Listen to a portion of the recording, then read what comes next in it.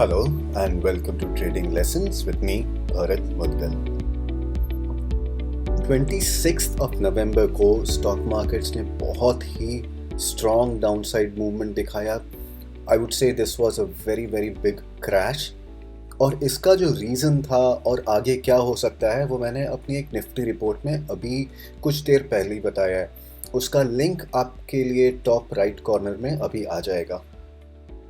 अब मेरे पास कुछ क्वेश्चंस आ रहे हैं जिसमें इन्वेस्टर्स पूछ रहे हैं कि यहाँ पे हमें क्या करना चाहिए, या मार्केट से बाहर हो जाना चाहिए या कुछ देर इंतज़ार करना चाहिए.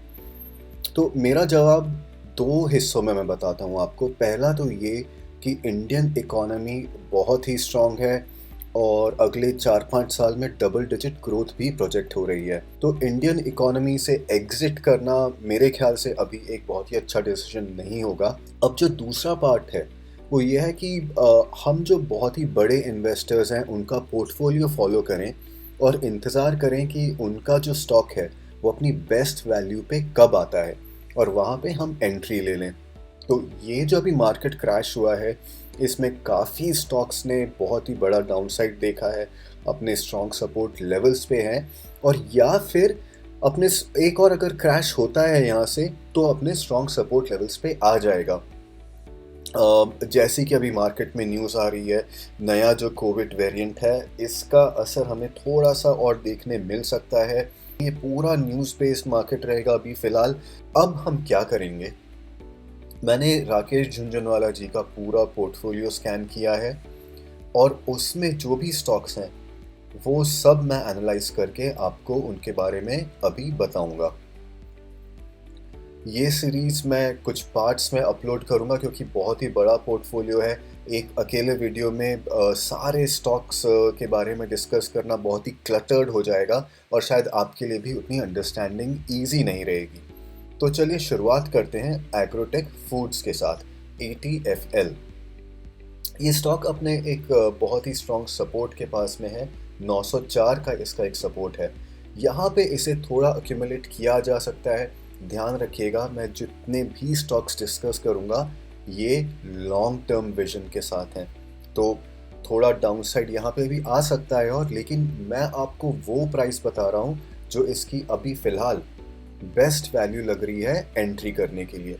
तो ATFL में आप 904 के आसपास एंटर कर सकते हैं और इसका जो रेजिस्टेंस आता है वो है 984 एंड 1040. मंडे को आप देखिएगा अगर मार्केट डाउनसाइड जा रहा है तो जहाँ भी आप लोएस्ट 904 के नीचे जहाँ भी आप एंटर कर सकें, मेरे हिसाब से 904 के नीचे जो भी प्राइस डिस्काउंट मिलता है वो एक बोनस होगा. तो ये था ATFL. Next is Anantraj. Anantraj अपने एक 100 डे एक्सपोनेंशियल मूविंग एवरेज के पास क्लोज हुआ है. 100 डे EMA इसका 66.25 पे है और स्टॉक क्लोज हुआ है 67.75 पे. आप इसमें कुछ पार्ट्स में एंटर कर सकते हैं.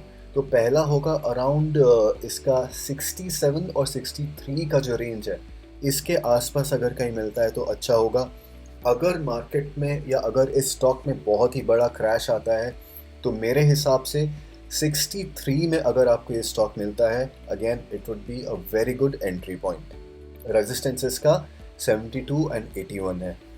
Next is Aptech limited. Aptech में बहुत ज़्यादा गिरावट देखने नहीं मिली है. इसका रेजिस्टेंस 393 का है और इसका क्लोज 379 का है. अगर ये स्टॉक आपको अराउंड 333 और 307 के बीच में कहीं मिलता है तो ये अच्छी एंट्री पॉइंट होगा. और अगर बहुत ही ज़्यादा क्रैश होता है, मे बी आज से 1 साल बाद या कभी भी, या आपको 237 के आसपास मिलता है, बिल्कुल आंख बंद करके उस टाइम इसमें एंट्री कर सकते हैं. And resistance again I said it's 393.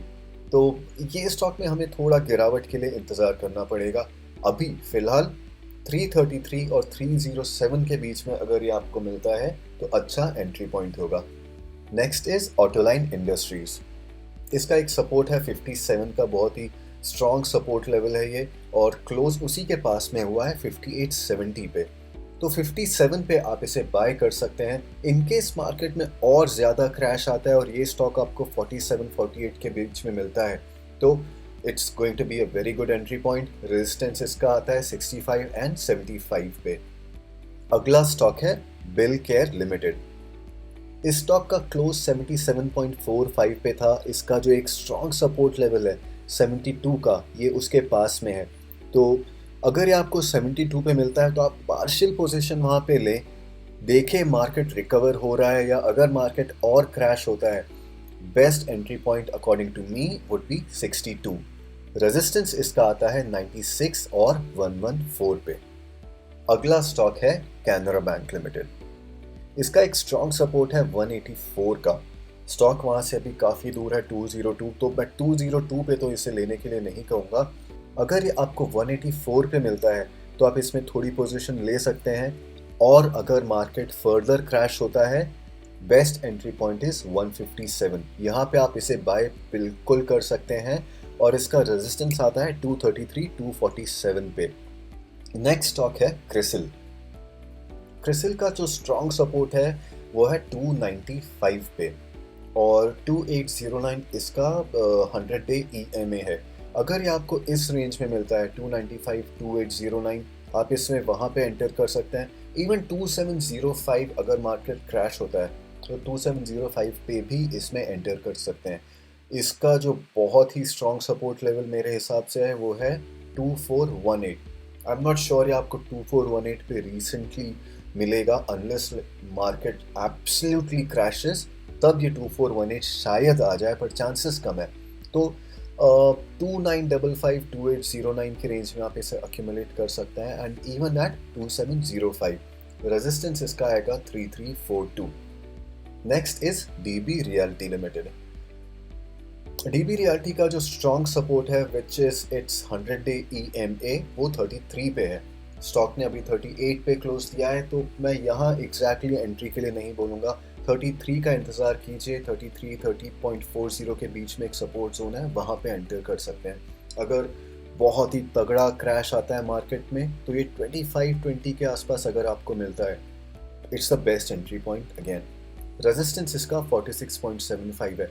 देखिए, मैं नहीं कह रहा हूँ कि ये 25-20 आ ही जाएगा, ओके, लेकिन फ्यूचर में आज से 5 महीने बाद, 6 महीने बाद अगर ये आपको यहाँ पे मिल जाता है तो बिल्कुल इसे यहाँ पे बाय कर सकते हैं।